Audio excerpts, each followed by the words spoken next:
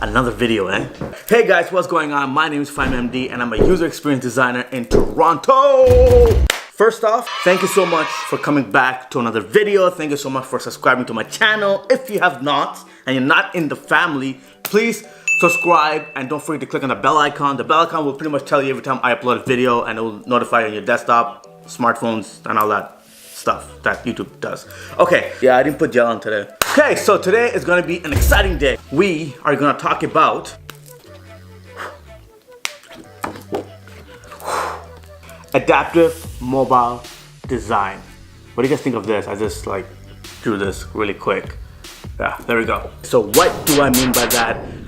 I feel like this is a very important video for especially for those who just started designing their first app or even a mobile website, pretty much taking a desktop, converting that into responsive so it's mobile friendly on Android, iPhone, and all that good stuff. This element here, adaptive design, is very important when you're doing any sort of mobile interface design. What do I mean by that? Let me show you guys. Adaptive design is a user interface that adapts to different screen sizes, such as smartphone, tablet, smart TV, laptop, or something in between. Therefore, adaptive design caters to 6 common sizes: 320, 480, 760, 960px, 1200, and up. So what are the advantages and disadvantages of adaptive design? The best thing about adaptive design is that the content is customized for that exact device: desktop, tablet, and mobile. Therefore, it feels more relevant to provide that perfect user experience. Let me show you what I mean.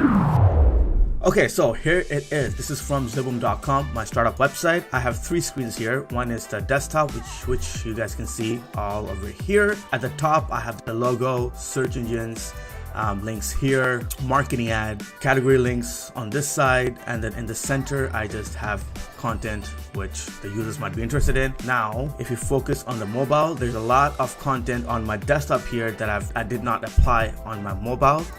Also, same concept applies on my tablet.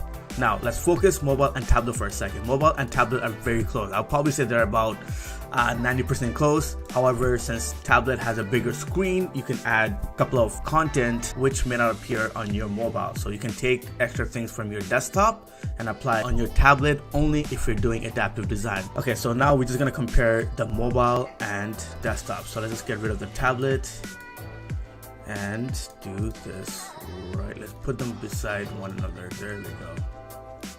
Okay, so we're gonna only concentrate on the homepage. So as you can see, there are a lot of things on the homepage that did not apply on my mobile. So let's start off with the center content right here. Best halal restaurants, explore Muslim businesses, explore neighborhoods, what people are talking about. All of this, including the marketing ad, I did not apply on the mobile because they're not really necessary. What's important is obviously the search engine, which is right here.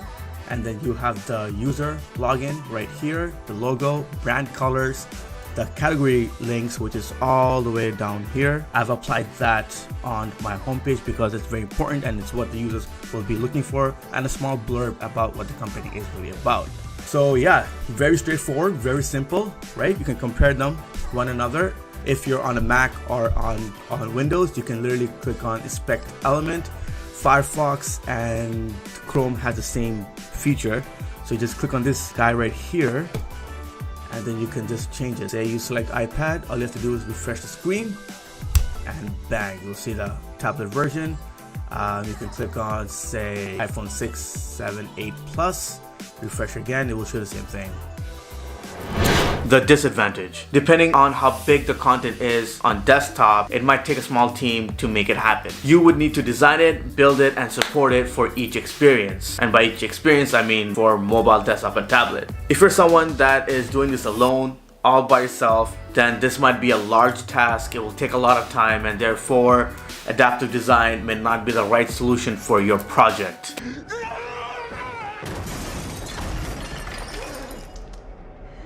You could also leave users with non-compatible designs that are stuck in the middle. Now, for example, the design for a medium-sized tablet could default to a nearest size, which could be either a desktop or a mobile, and that could create an odd experience for your users which might obviously not work. So this problem happened to me a long time ago. So what I would do is every time when a user would come between mobile and tablet, I just push them towards mobile, because at the end of the day, tablet users are mobile majority of the time. So give that a try, and I hope that works for you guys. Last but not least, adaptive design could damage your ranking in SEO. So if your content for your multiple websites lives as something like m.domain.com or t.domain.com, there is a possibility that Google might penalize your ranking because it's reading the same content in multiple pages of your website. So be very careful of that. What I believe is that if you are someone who's huge when it comes to user experience design, then yes, adaptive design is the right tool for you. As you guys have seen on my startup website, zibum.com, my platform is adaptive. My desktop and mobile looks totally different. My mobile and tablet, they look like they're cousins.